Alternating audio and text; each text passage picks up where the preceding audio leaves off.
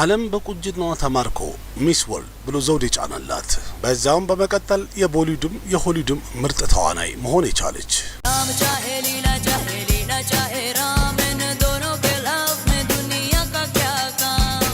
እቺ ተዋናይ አስደናቂ ውበቷ ካኖች ሆኑ ኩማር ሆነ ዲዮልም ሆነ ሁሉም ከሷ ጋር ለመስራት ሰልፍ ብቻ ነው ያዙት።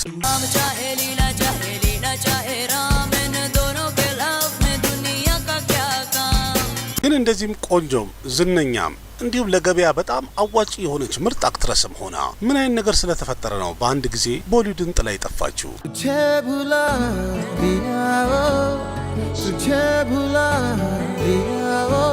የቦሊውድስ የየትኛው አክተር ሚስት ናት ከቦሊውድ ቦርሳዋን ጠቅልላ ወጥታ እንድትሄድ ያደረገቻት እና ትዳሯንና ቤቷን ያተረፈችው ማን ነበረች? सबसे ज्यादा अफसोस इस बात का है कि मैंने तुम्हें धोखा दिया। በጣም ብዙ ሂትና ሱፐር ሂት የሆኑ ፊልሞችንም ከሰራች በኋላ ለምንድን ነው ፊት ለፊቷ ኔፖቲዝም የሚል ችግር ያጋጠማት? ቁጭቱ ዛሬም ድረስ እንዳይለቃት ያረጋትስ ለምንድን? एक तेरे सिवा कुछ ना आए नजर एक तेरे የዓለማችንን የቁንጅና ዘውድ ደፍታ ወደ ቦሊውድ ደግሞ ንግስት ለመሆን ነበር የመጣችው። ግን በአንድ ጊዜ ህልሟም ሆነ ስራዋ ሊበላሽባት ችሏል። ያንን መልሶ ለማቃናትም በጣም የተቸገረችው ምክንያቱም ብዙ አክተሮች፣ ብዙ አክትረሶች እንዲሁም ዳይሬክተሮች ስለተቃወሟት ወደኛ ሀገርስ መጣ እስክስ እስክስ ብላ እስክስታችንን ሞክራ እንደሄደችስ ሰምታችኋል?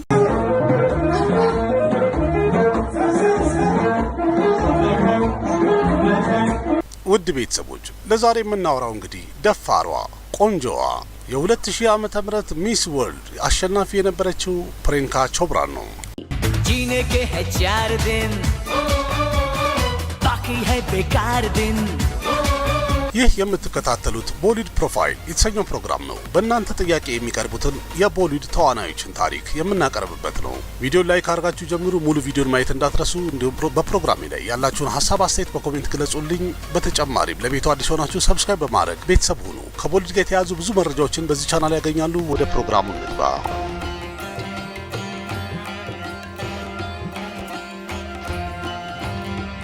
ፕሪያንካ ቾፕራ የተወለደችው ጁላይ 18 1982 ዓ.ም ጀምሼድፑር የሚባለው ከተማ ቻንከር የሚባለው አካባቢ። አባቷ አካሽ ቾፕራ እና እናቷ መዱ ቾፕራ በህንድ ሚሊቴሪ ፎርስ ውስጥ የዶክተር ስራ ነው የሚሰሩት። አባቷ ከፐንጃብ ከትሪ ቤተሰብ የመጣ ሲሆን እናቷ ግን እዛው ቻርከንድ የምትኖር ናት። ፕሪያንካ ቾፕራ አንድ ታናሽ ወንድም ያላት ሲሆን እሱም ስሙ ሲዳርት ቾፕራ ይባላል። ከፕሪያንካም 6 ዓመት ያንሳታል። ፕሪያንካ ቾፕራ ያጎት ልጆች ያላት ሲሆን ፐሪኒቲ ቾፕራ፣ ሚራ ቾፕራ እና መናራ ቾፕራ ናቸው። እነዚህ ሁሉም የቦሊውድ አንድ ክፍል ናቸው።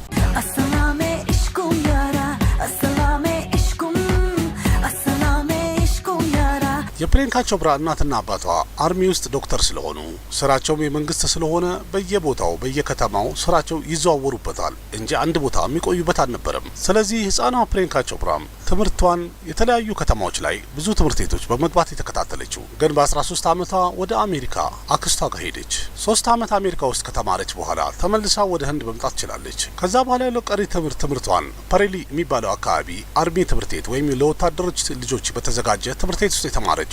मिला हूँ अब जो तुमसे है दिल को मेरे कसम से ፕሪያንካ ቾፕራን በትምህርቷ ቀጥላ ኤሮኖቲካል ኢንጂነር መሆን ነበር የፈለገችው። ቢሆንም ግን እድሏ ለሷ ወደ ቦሊውድ መንገድ እየጠረገላት ነበር። ፕሪያንካ መልኳም ቁመናዋም በጣም የሚያምር ነው። ስለዚህ የመልኳ ውበት ትኩረት መሳቡ አልቀረም። ቁመናዋ ውበቷና እውቀቷ ተደምሮ በ2000 ዓመተ ምህረት ሚስ ወርልድ ወይም የዓለማችን ቆንጆ ሊያስብላት ችሏል። እንዲያውም ፕሪያንካ ቾፕራ የሚስ ወርልድን ዘውድ የደፋች 5ኛ ህንዳዊ ናት። ከዛማ ሚስ ወርልድ ከሆነች በኋላ ፕሪያንካ ቾፕራ በመላው ዓለም መነጋገሪያ መሆኗን ቀጠለች። በጣም ብዙ የቦሊውድ ዳይሬክተሮች፣ ፕሮዲውሰሮችም በፊልማቸው ላይ ፕሪያንካ ቾፕራን አክትረስ ሆና እንድትሰራላቸው መጠየቃቸውን ቀጠሉ። እንዲያውም ወደ ቦሊውድ የሚገባበት ሁሉም በሮች ለፕሪያንካ ተከፈተላት ማለት ይቻላል።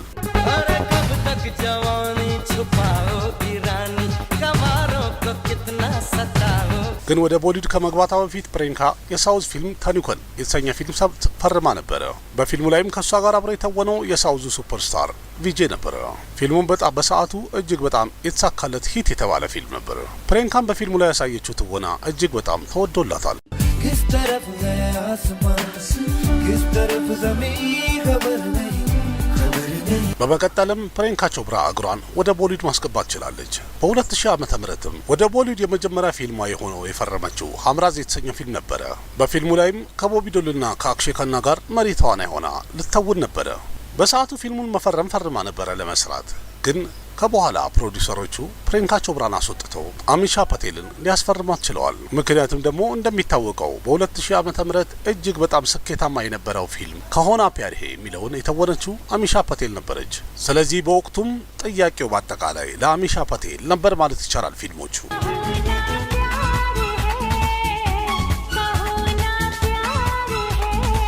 ከዛም ከ3 ዓመት ቆይታ በኋላ በፕሪያንካ ህይወት ውስጥ የመጣው ወደ ቦሊውድ የምትገባበት ዘሂሮ የተሰኘውን ፊልም መርጣለች፣ ፈርማለችም ሰርታለች። በፊልሙ ላይም ከሶኒ ዶል ጋር አብራ መሪ ተዋናይ ሆና ነው የመጣችው። ፊልሙም ቦክስ ኦፊስ ላይ አሪፍ ገንዘብ መሰብሰብ ቻለ።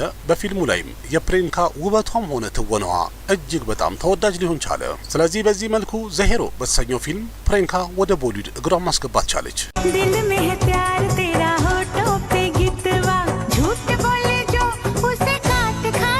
በመቀጠልም ፕሪያንካ ቾፕራ በጣም ብዙ ፊልሞች የሰራችው በጣም ብዙ ሂት የሆኑ ፊልሞች በጣም ሱፐር ሂት የተባሉ ፊልሞችን መስራት ችላለች። ግን በ2008 ዓመተ ምህረት ፕሪያንካ ቾፕራ የፈረመችው ወይም የሰራችው ፊልም ፋሽን የተሰኘው ይሄ የፕሪያንካን ህይወት ወይም እድሏን ለስከ መጨረሻ ድረስ የቀየረ ነው የተባለ ነው። በዚህ ፊልም ላይ ያሳየችው የትወና ብቃት በምንም ዘርፍ ላይ ያለ የፊልም ተመልካች ከፊልም ስራ ጋር የተያያዘ ማንኛውም ሰው እጅግ በጣም የተደነቀበትና አፉን ከፍቶ ያየው ፊልም መሆን ቻለ።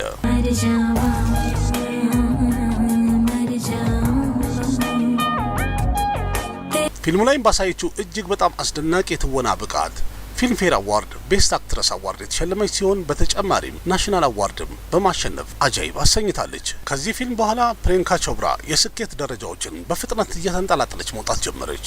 እንዲያውም በእያንዳንዱ ፊልም ላይ ወይም በሁሉም አይነት ገጸ ባህሪ ፕሪያንካ ቾፕራ የተለያዩ ፊልሞችን ማግኘት ቻለች። በዚህ መሀልም ዋትስ ዩር ራሺ የተሰኘ አንድ ፊልም መፈረም ችላ ነበረ። በዚህ ፊልም ላይም 12 የተለያዩ ካራክተሮችን ብቻዋን በመተወን የተመልካችን ልብ ማሸነፍ ችላለች። እንዲሁም ስሟንም ጊነስ ቡክ ኦፍ ወርልድ ሪከርድ ላይ ማስመዝገብ ችላለች። 12 ገጸ ባህሪዎችን በአንድ ፊልም ላይ ብቻዋን በመተወን የመጀመሪያዋ ተዋናይ በሚል ማለት ነው።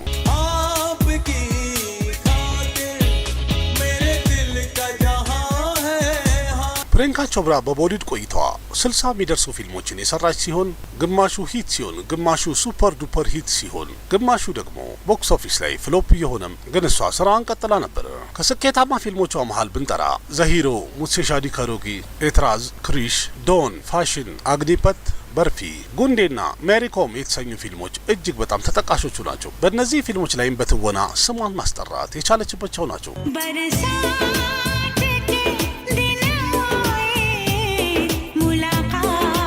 ይህ እስካሁን ያየነው እንግዲህ የፕሪያንካ ቾፕራ የፊልም ጉዞዋ ነው ከጅምሩ እስከ መጨረሻው የነበረው ማለት። በመቀጠልም እናየው አነጋጋሪ ነገሮቿን ነው። በነዛም የተነሳ ቦሊውድን ለቆ ለመሄድ የተገደደችው እንዴት እንደሆነም አብረን ለማየት እንሞክራለን። ፕሪያንካ ቾፕራ ከጅምሩ የእሷ ህይወት በንግግር ወይም በአነጋጋሪነት የተሞላ ነበረ። አንዳንዴ በፊልሞቿ፣ አንዳንዴ ደግሞ በፍቅረኞቿ ሁሌ ስሟ እንደተጠራ ነበር። ፕሪያንካ ቾፕራ በአጠቃላይ 6 የፍቅር ግንኙነት ነበራት ተብሏል። እስቲ ከመጀመሪያው ለማየት እንሞክር። ማን ማን ናቸው?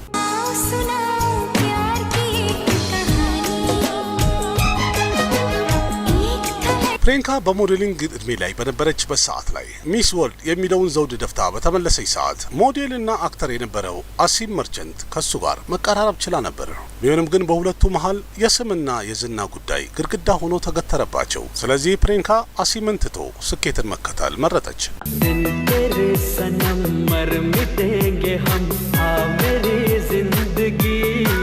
በመቀጠልም የፕሪያንካ የፍቅር ግንኙነት ከቦሊውድ አክተሮች ጋር መጠራት ተጀመረ። ለመጀመሪያ ጊዜ የተጠራውም የቦሊውዱ አክሽን ሂሮ የሚባለው አክሼ ኩማር። ፕሪያንካና አክሼ ኩማር በላይ በጣም ብዙ ፊልሞችን አብረው የሰሩ ሲሆን እነዚህ ፊልሞች በሚሰሩ ሰዓት ሁለቱ እጅግ በጣም መቀራረብ ችሎ ነበር። ይህን ነገርም ሚዲያዎች አይተው በሚቀባበሉት ሰዓት ጉዳዩ የአክሼ ኩማር ባለቤት ትዊንክል ከና ጋር ደረሰ። የትዊንክልም ውሳኔ አንድና አንድ ብቻ ነው። በአጠቃላዩ ከፕሪያንካ ቾፕራ ጋር ምንም ፊልም አትሰራም ብላ ከለከለችው። ከዛ በኋላ ይሄ የሁለቱ የፍቅር ግንኙነታቸው ማብቂያው ሆነ።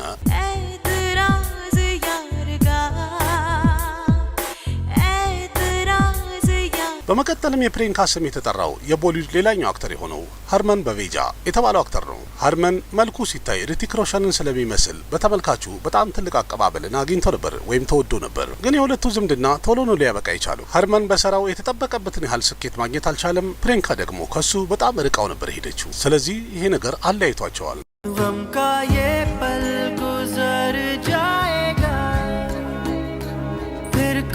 የፕሪያንካ የስራ ስኬቷ ቀን በቀን ከፍ እያለ ነው የመጣው። በዛ በስኬቱም መሃል በሷ ህይወት ውስጥ የመጣው ተዋናዩ ወይም ዝነኛው አክተር ሻሂድ ካፑር ነው። በእርግጥ ሁለቱም ቢሆኑ የፍቅር ዝምድናቸውን በግልጽ አልተቀበሉም፣ አላመኑበትም። ሚዲያ ላይ የወጣው መረጃ እኒ ከተባለ ኢንካም ታክስ ኦፊሰሮች በጠዋት የፕሪያንካ ቾፕራ ቤት ፍተሻ ለማድረግ በመጡ ሰዓት በር የከፈተው ሻሂድ ካፑር ነበረ። ለዛውም ከወገቡ በላይ እርቃኑን ሆኖ የተባለው። በዚህ ጉዳይ የተነሳ ሚዲያ ላይ እጅግ በጣም ትልቅ ሽፋን ያገኘው ወሬ ሆኖ ነበር በሰዓቱ።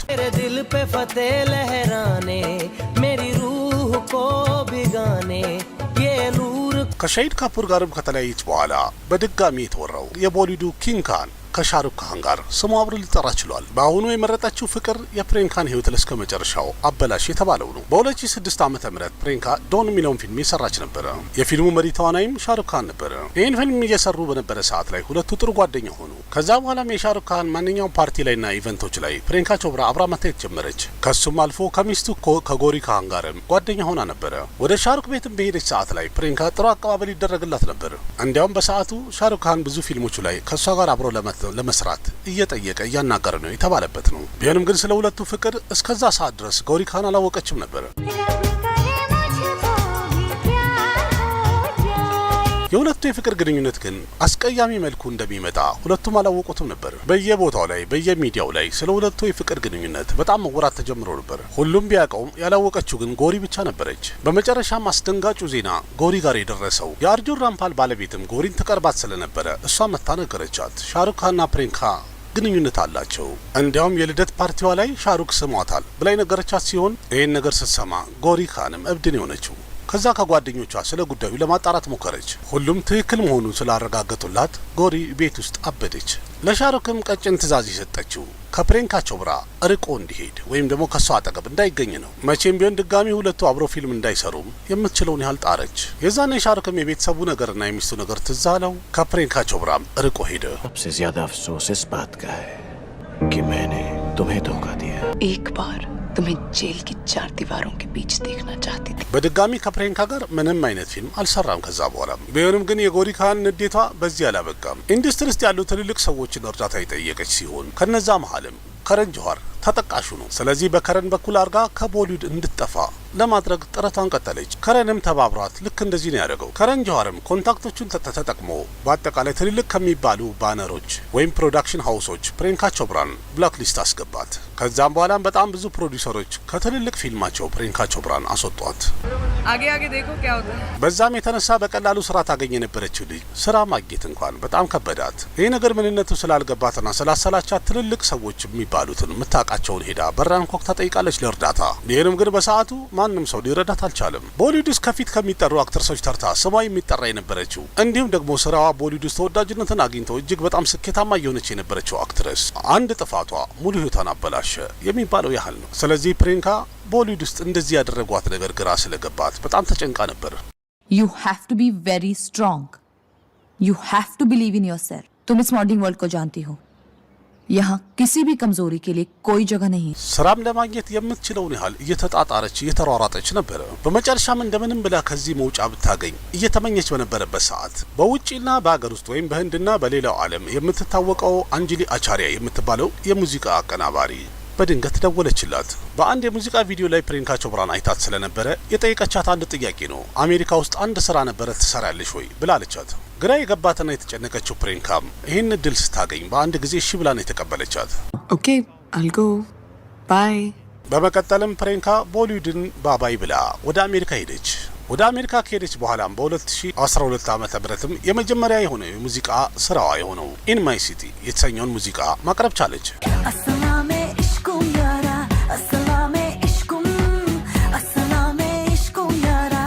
በዛው በሙዚቃውም ቀጥላ በመቀጠልም ኤግዞቲክ እና አይ ካንት ሜክ ዩ ላቭ ሚ የተሰኙ 3 ሙዚቃዎችን በተርታው አቀረበች። በዛው በሙዚቃ ህይወቷ ለመቀጠልም በጣም ብዙ ጥረት አድርጋለች። ከፒትቡልና ከሌሎችም ዝነኛ ተዋናዮች ጋር አብራ የዘፈነች ሲሆን ግን ይሄ ዘፈን ስራው ብዙ ማዋጭ አልሆነም፣ አልሄደላትም፣ አልተቀበሏትም። ስለዚህ በሰዓቱ አጠገቧ የነበሩ ሰዎች የሆሊውድ ፊልምን አትሞክርም የሚል ሀሳብ የሰጧት ሲሆን እሷም ይሄን ሀሳብ ወደ ተግባር ለማውረድ ሞከረች።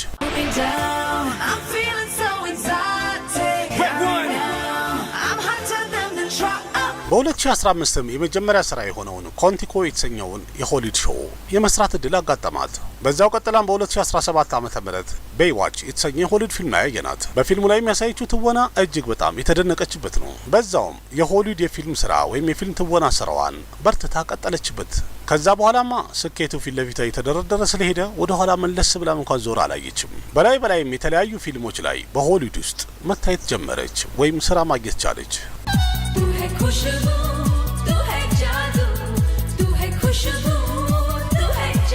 የሆሊውድ ፊልሞቿም በላይ ስኬታማ ስለሆኑ የፕሪያንካ ቾፕራ ስም ኢንተርናሽናል ሌቭል ላይ ትልቅ ስም ሊሆን ቻለ። እነዛ ፈርታቸውና ደንብራቸው የመጣቻቸው ችግሮች አሁን አጠገቧ ላይ የሉ። ምክንያቱም ደግሞ በስራዋ ጠንከራ ሆሊውድ ውስጥ አንድ ለየት ያለ ስም ሊሰጣት ችሏል። ያ ደግሞ ትልልቅ የቦሊውድ አክትረሶች ህልም ይዘው ወይም ደግሞ ህልማቸው የሆነው ነገር ነው። ይሄ የሆሊውድ ስኬቷንም በጣም ብዙ ሚዲያዎች እያነሱ ያሉት ከቦሊውድ እንድትወጣ ላደረጓቸው ሰዎች ይሄ አንድ ጥፊ ነው ብለዋል። አሁንም በርትታ ጠንከራ እየሰራች ያለች ሲሆን የሆሊውድ ጉዞዋ ይሄን ይመስላል።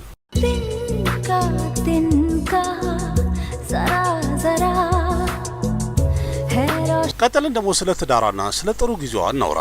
ፕሪያንካ ቾፕራ የአሜሪካ ታዋቂ ዘፋኝ ኒክ ጆንስ በ2018 ዓ.ም ህንድ ውስጥ ጄፑር የተሰኘው ከተማ ውስጥ አግብተዋለች። ፕሪያንካና ኒክ ጆንስ የተገናኙት ለመጀመሪያ ጊዜ በትዊተር ነው። ኒክ ፕሪያንካን በጣም ይወዳት ነበረ፣ እሱም ስለ ፍቅሩ በዛው ገለጸላት። ፕሪያንካም ትወደው ስለነበረ ተስማምተው አንድ ሆነዋል። ስለዚህ በፍቅራቸው ወይም በትዳራቸው ሁሉም ደስተኛ ነው። ግን ያ የትዊተር ትውውቃቸው ወደ ትዳር ይደርሳል ብሎ እንደዚህ በፍጥነት ማንም አልገመተም ነበር። በመጨረሻ ግን ወደ ቁም ነገር ቀይረውት ትዳር ሊይዙ ችለዋል።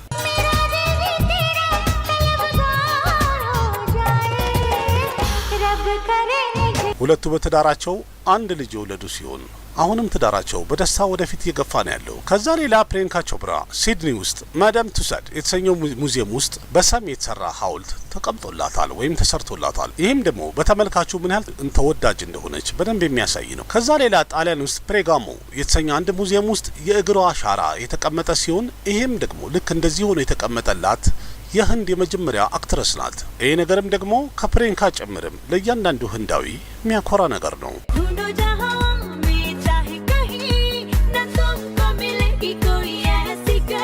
ፕሪያንካ ቾፕራ ወደ ኢትዮጵያ የመጣችበት ትልቁ ምክንያት በፈረንጆቹ በ2019 ዓ.ም እንደሚታወቀው የዩኒሴፍ አምባሳደር ሆና በነበረ ሰዓት ላይ ጉብኝት ለማድረግ ወደ ኢትዮጵያ መጥታ ነበረ። ጉብኝቷም የ4 ቀን ቆይታ የነበረው ሲሆን በትግራይ አካባቢ አዲ ሀሩሽና ማይጸብሪ በተባሉ ቦታዎች ላይ የኤርትራ ስደተኞችን ጎብኝታ እንዲሁም በዛው ቀጥላም በጋምቤላ ከተማ ባምባሲ የተባለው ቦታ ላይ ስደተኞችን ጎብኝታ ሄዳለች። በዛ ሰዓት ላይ እኔም አንድ ያልተሳካ ሙከራ አድርጌ ነበረ። እሱም በውጭ ሀገር የሚኖሩ ወዳጆቼ ፕሪያንካ ቾፕራ ወደ ኢትዮጵያ መግባቷ መረጃው ሲደርሳቸው ነገሩኝ። የምችለውን ያህል ከጣጣርኩ በኋላ በሶሻል ሚዲያ ኤጀንቷን ወይም አስጎብኘዋል፣ በሰዓቱ ዳንኤል ነበር መሰለኝ ስሙ፣ አግኝቼው ባናገርኩት ሰዓት ላይ እኔ የደወልኩበት ሰዓት ማለት በማግስቱ ፕሪያንካ ወደ ሀገሯ የምትበርበት ሰዓት ነበረ። ስለዚህ እኔ ማታ ላይ አወራሁትኝ፣ በጠዋት ደግሞ ፕሪያንካ ፍላይት ይዛ ወደ ሀገሯ መሄድ ነበረባት። በእርግጥ እሱ እንዳለኝም እጅግ በጣም የተጣበበ ጊዜ ነበረ የነበራት፣ እንዲሁም ደግሞ ኢትዮጵያ ውስጥ የቆየችበት ቀን በጣም አጭር ነው ብሎ ነግሮኛል። ከዛ በመቀጠልም እኔም ኢንተርቪው ማድረግ ነበር የምፈልገው፣ ግን ፋና ቴሌቪዥን ላይ ኢንተርቪው አድርገዋት ነበር እንደገባች መጀመሪያ። እዛ ላይም እሷ እንዳለችው በአሁኑ በጣም ስራ ስለበዛብኝ አጭር ጊዜ ነበረኝ፣ ግን በሌላ ጊዜ ተመልሼ እመጣለሁ፣ እንዲያውም ምግባችሁ የማይጠገብ ነው፣ በጣም ወድጀዋለሁ ብላለች። እዚህ ሀገር ባህሉን፣ ምግቡን፣ ህዝቡን በጣም ወድጃለሁ። ሁሉም ሰው በጥሩ ሁኔታ ተቀብሎኛል። ሁሉም ሰው ምግብ ሲያመጣልኝ ነበር፣ ያው ምግብ ስለምወድ ማለት ነው። ደግሜ ለመምጣትም ሀሳቡ አለኝ።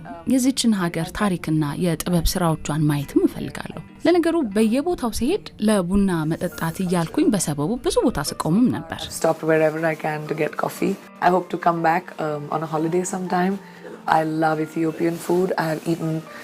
የበዓል ቀን ነው መምጣት የምፈልገው። በጣም የኢትዮጵያ ምግቦች ወድጃቸዋለሁ። ለነገሩ ስበላም ነበር። በተለይ ደግሞ ሽሮና ዶሮ ወጥ በቆየሁባቸው 4 ቀናት ውስጥ ቁርስ፣ ምሳ፣ እራት እነዚህ ነበር ስበላ የነበረው። ሁሉም የዩኒሴፍ አባላት ዶሮ ሁሌም አይበላም ለበዓላት ብቻ ነው ቢሉኝም ምንም አልሰማኋቸው። ይህ ማለት እንግዲህ ከመውለዷ በፊት ነበረ። እመለሳለሁ ብላለች፣ እስካሁን አልተመለሰችም። ግን አነጋገሯ ቡሌያችን በጣም እንደተመቻት ደጋግማ ስለተናገረች እንደምትመጣ እርግጠኛ ያደርጋል። ከዛ በተጨማሪ እዚህ ጋር አንድ የምገልጽላችሁ ነገር እኛ ሀገርም አሉ የተባሉ ወይም ምርጥ የሚባሉ አክትረሶች ፕሪያንካ ቾፕራን አግኝተው አብረዋት ፎቶ ተነስተዋል። እግረ መንገዴን አንድ ጥያቄ ልጠይቃችሁ። እኛ ህንድ ፊልም በማየታችን ፋራ ካላችሁ ታዲያ እነ አምለሰት ሙጫና ፍሬያት የማነ ለምን አብረዋት ይነሱ ነበረ? ፋርነት አይደል፣ በስራቸው አድንቀናቸው ወደናቸው ነው የምናየው። እነሱም እዚህ ጋር እናንተ የምታደንቋቸው እየተደነቁባት ነው። መደነቅ ግድ ነው። ለውጡ የምርጫ ነው። እኛ የህንድ ፊልም ይመቸናል፣ አንዳንዱ የቱርክ ፊልም ይመቸዋል፣ አንዳንዱ ቻይና ፊልም ይመቸዋል፣ አንዳንዱ አሜሪካ ፊልም፣ አንዳንዱ ደግሞ ፈረንሳይ ፊልም። ስለዚህ ለውጡ የምርጫ ነው። እስቲ አንዴ ባህላዊ ዳንሳችንን ስታስነካው እንያት።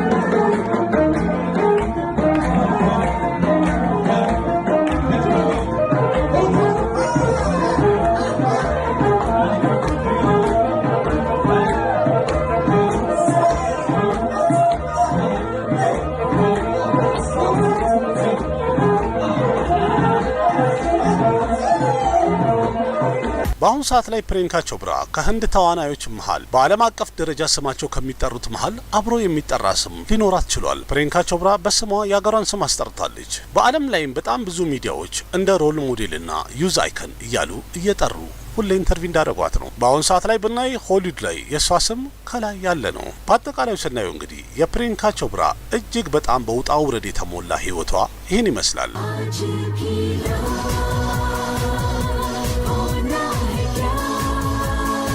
በቀጣይም ብዙ ስራዎች ይኖራታል። ለስራዎቿና ለቀጣይ ፕሮጀክቶቿ መልካም እድል፣ ለትዳሯን ደግሞ ሰላምን እየተመኘሁኝ እኔም ፕሮግራሜን እዚህ ጋር አጠናቅቃለሁ። ውድ ቤተሰቦች ስለ ፕሪያንካ ቾፕራ እጅግ በጣም ብዙ ነገሮችን አንስተን ተጫውተናል። ከነዚህ መሃል የረሳሁት፣ የዘለልኩት፣ ያለፍኩት እናንተ የምታውቁት ነገር ካለ በኮሜንት ገለጹልኝ። እንዲሁም ቪዲዮን ላይክ ማድረግ አትርሱ። ያላችሁን ሀሳብ አስተያየት በኮሜንት ገለጹ። ከዛ በተጨማሪ ለቤቱ አዲስ ሆናችሁ ሰብስክራይብ አድርጉ። ከቦሊውድ ጋር የተያያዘ ማንኛውንም መረጃ በዚህ ቻናል ስለምታገኙ ለጓደኞቻችሁ ሼር በማድረግ ጋብዟቸው። እኔ አቅራቢያችሁ ቃሲም መካ ነበርኩኝ። በሌላ ቪዲዮ እስከምንገናኝ ደህና ሁኑ። ባባይ जीने के है 4 दिन बाकी है बेकार दिन तुझे भुला दिया तुझे भुला दिया पराये लोगों से क्या शिकायत करें? खाओ तो अपनों के ज्यादा चुभते हैं, पर आपने तो हमसे हमारा गुरूर छीना।